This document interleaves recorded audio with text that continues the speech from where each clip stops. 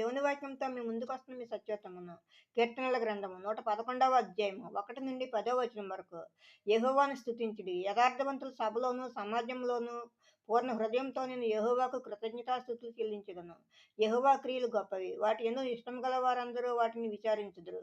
ఆయన కార్యము మహిమా ప్రభావము గలది, ఆయన నీతి నిత్యము నిలకడగా ఉండెను. ఆయన తన ఆశ్చర్య కార్యములకు జ్ఞాపకార్థ సూచనను నియమించి ఉన్నాడు.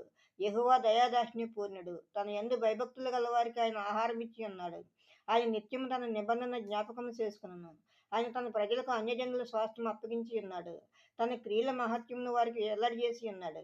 ఆయన చేతి కార్యములు సత్యమైనవి, న్యాయమైనవి. ఆయన శాసనములు అన్నీ నమ్మకమైనవి, అవి శాశ్వతముగా స్థాపింపబడి ఉన్నవి. సత్యముతోనూ యథార్థతతోనూ అవి చేయబడి ఉన్నవి. ఆయన తన ప్రజలకు విమోచనము కలగజేయువాడు. తన నిబంధన ఆయన నిత్యముగా ఉండ నిర్ణయించువాడు.